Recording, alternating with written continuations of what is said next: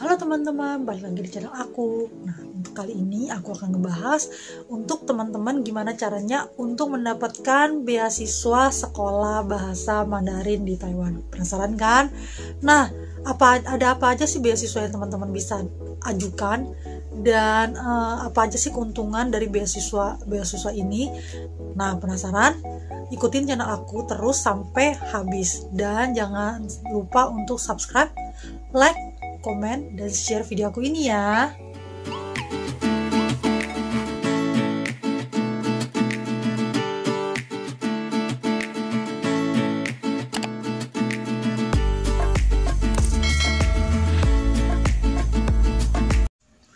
Beasiswa belajar bahasa Mandarin di Taiwan yang aku tahu ada dua. Yang pertama itu dari MOE, yang kedua dari MOFA. Nah, kita akan bahas satu-satu apa bedanya MOE dan MOFA. Nah, ada yang MOE ini ada HES. Nah, jadi MOE ini sebenarnya ada untuk kuliah dan untuk sekolah bahasanya. Jadi kita akan bahas yang untuk sekolah bahasanya yaitu HES. Nah, HES ini adalah beasiswa dari Kementerian Pendidikan dari Taiwan untuk pelajar internasional yang ingin belajar bahasa Mandarin ke Taiwan. Nah, tujuan dari program beasiswa ini adalah mendorong masyarakat atau siswa-siswa dari internasional memiliki niat untuk belajar bahasa Mandarin di Taiwan ini. Nah, kemudian syarat-syarat apa aja sih yang diperlukan untuk melakukan atau mendaftarkan diri untuk beasiswa ini?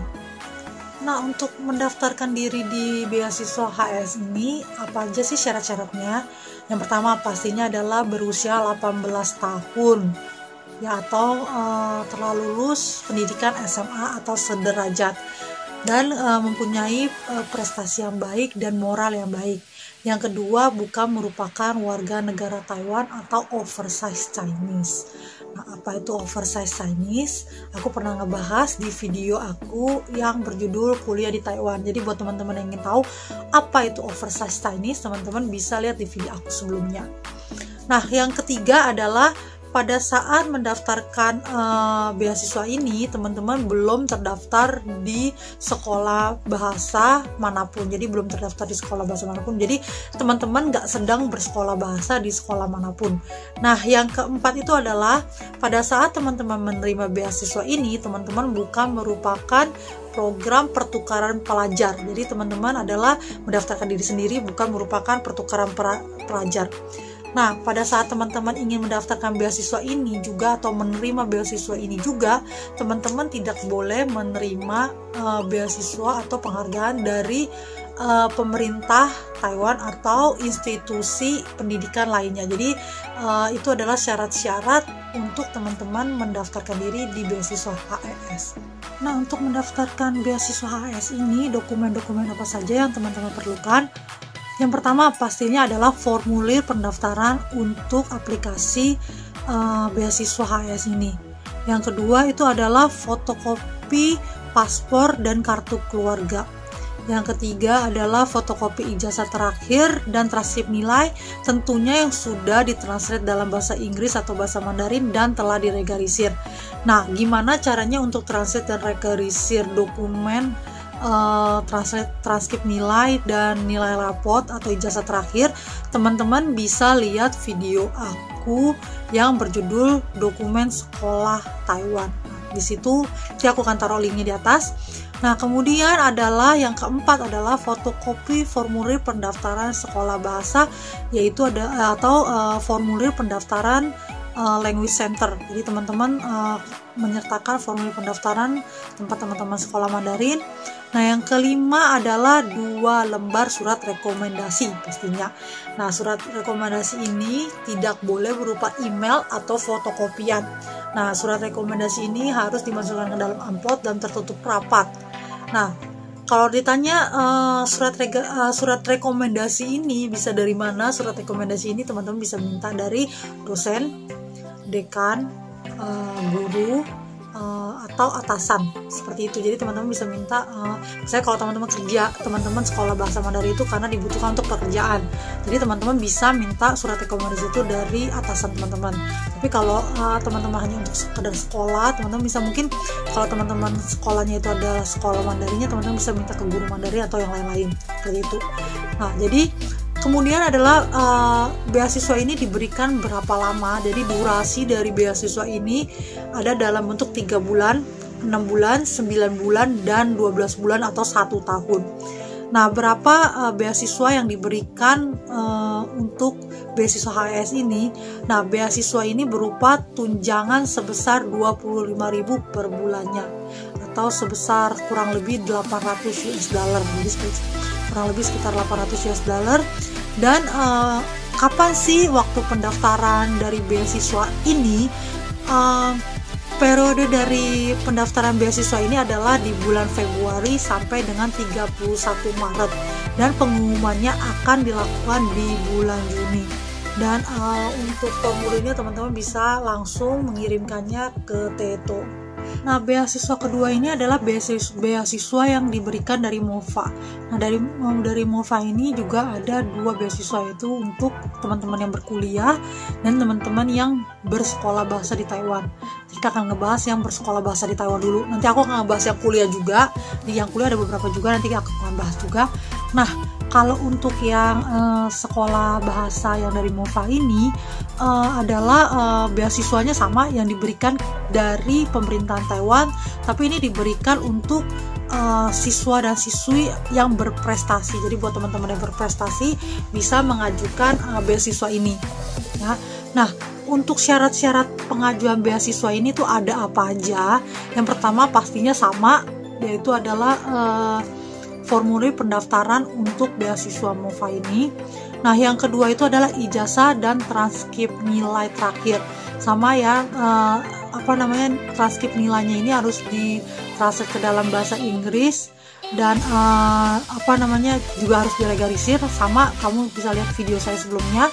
Dan kemudian teman-teman juga harus mempunyai moral dan karakter yang baik dan tidak memiliki catatan kriminal. Seperti itu. Nah, yang ketiga adalah bukan merupakan warga negara Taiwan atau oversize Chinese.